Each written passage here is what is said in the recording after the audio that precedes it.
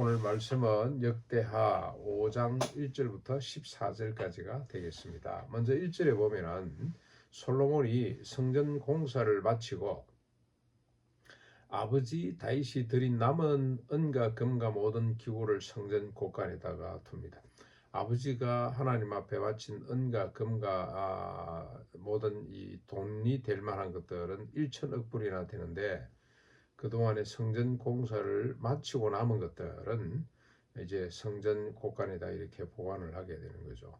하나님께 드려진 겁니다. 그런데 하나님의 뜻을 위해서 사용되는 거죠. 이 물품 대금도 있었겠습니다만 15만이나 5만여 명이나 되는 노동자들에게 나누어진 돈이라고 할 수가 있겠습니다. 그러니까 이 부가 한쪽으로 쏠리는 걸 막고 헌금이라는 수단으로 이렇게 들어져 있다가 하나님께 들어져 있다가, 한쪽으로 쏠리는 건 아니거든요.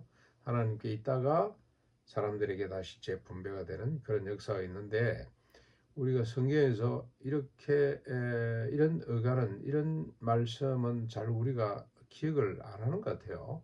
상당히 중요한 부분인데, 아무튼 솔로몬이 성전 공사를 언제 끝내냐, 뒤에 보면은 이게 그냥 모든 일을 마쳤다 그렇게 되어 있습니다만, 기간이 솔로몬 11년 8월에 끝납니다. 그러니까 이게 7년 6개월 걸린 대공사였다고 보면 되겠습니다.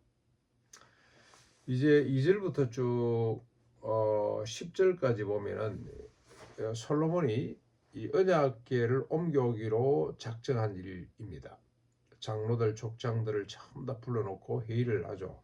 그 회의를 통해서 결정을 합니다. 그리고 레인이 언약궤를 메고 올라올 때 솔로몬과 모든 회종이 헤아릴 수 없는 많은 양과 소로 제사를 드립니다. 그리고 제사장들이 여호와의 언약궤를 지성소 그룹들 아래 두게 됩니다. 그런데 그 언약궤 안에는 모세가 호렙산에서 받아 넣은 두 돌판 10계명만 있습니다. 출애굽기 16장 32절, 민수기 17장 17절에 보면 한때 이 언약궤 안에 두 가지가 더 들었죠. 만나를 담았던 돌 항아리, 그리고 아론이 짚었던 쌍난 지팡이, 이게 두 개가 더 있었는데 솔로몬 성전을 완공하고 이제 성전에 안치된 이 언약궤 안에는 두 개가 빠지고 모세 율법만 담겨져 있습니다. 10계명 두 돌파만 담겨져 있다는 겁니다. 그러니까 하나님의 임재와 통치는 이제 말씀으로 이루어진다. 말씀. 또 말씀의 핵심인 10계명으로 하나님 사랑과 이웃 사랑이죠. 공의와 인애. 이것으로 이루어지고, 이 말씀이 빛이 될 뿐만이 아니고 이 말씀이 죄의 근거가 됩니다. 그렇죠? 죄를 밝히는 기준이 되는 겁니다. 하나님의 임재와 통치에 근거하는 말씀이고, 또 범죄와 치유와 회복, 하나님께서 용서하심과 회복의 근본도 말씀이 되는 거죠. 이중잣대입니다. 이중잣대. 하나님께서 생명의 말씀을 주셨습니다만은, 진리의 말씀을 주셨습니다만, 그 말씀대로 살지 못하면 그게 죄의 근거가 되는 거죠.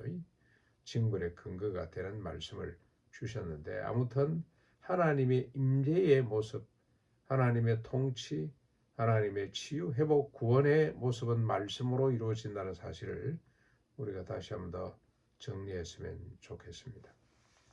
이제 11절부터 14절까지는 이렇게 언약궤가 안치되는데, 제사장들이 반차와 상관없이 자신을 정결하게 하고 성소에 들렀다가 나오게 됩니다. 그러니까 모든 제사장들이 다 그 앞에 성전에 들어갔다 나오는 거죠. 그리고 아삽, 헤만, 여두둔과 그의 아들들, 형제들이 악기를 잡고, 그 다음에 노래하는 제사장들, 그 다음에 악기 나팔을 부는 제사장들이 모두가 동원이 되어서 세마포를 입고 제단 동쪽에서 비파와 수금과 제금으로 일제히 하나님을 찬양하게 되는데, 그 찬양의 내용은 선하도다, 그의 자비하심이 영원히 있도다. 하고 찬송을 하게 됩니다. 예, 찬송의 핵심 내용이죠. 하나님을 높이는 겁니다. 그렇죠? 하나님 이것 주세요, 저것 주세요. 이 찬송이 아니고 하나님의 이름을 높이고 하나님의 존재를 높이는 건데 하나님의 본성, 하나님의 이성을 이렇게 표현합니다. 선하시다. 그의 자비하심이 영원하도다. 하나님께서 이렇게 성전을 허락하신 것, 특별히 말씀을 율법, 계명, 또 명령, 규례 형식으로 주신 이 말씀이 하나님의 선하심과 인자심의 표징이라 할 수가 있겠습니다.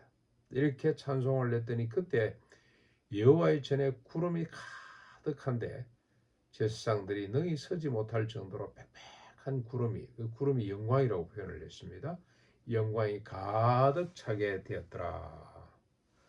여호와의 말씀이 든 언약궤가 자리를 잡고 정결한 주의 백성들이 나와 찬양하는 곳에 여호와의 영광이 가득하게 된다는 것을 우리가 오늘도 분명히 보게 됩니다.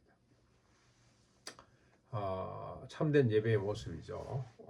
예수 그리스도의 피로 깨끗이 정결한 사람들이 모여서 손을 들고 하나님을 찬양하는 곳에 하나님께서 구원해 주시고 하나님께서 우리를 자녀 삼아 주신 것, 원수되었던 담을 허물고 우리와 서로 하나 되어 주신 것에 대하여 우리가 깊이 찬양할 때 그때 하나님의 영광이 임하게 되는 겁니다. 물질적으로 좀 도와주고 세상적으로 출세하게 하게 해서 찬양하는 것이 아니고 그거는 찬양의 내용도 아니에요. 너무 얄팍한 겁니다. 우리를 구원해 주신, 우리를 의롭다고 선언해 주신 이 하나님의 자비로우심을 찬양하는 곳에 하나님의 영광이 가득하게 되는 겁니다. 우리가 이런 예배를 경험하고 맛보았으면 좋겠습니다. 그렇게 될 줄로 믿습니다.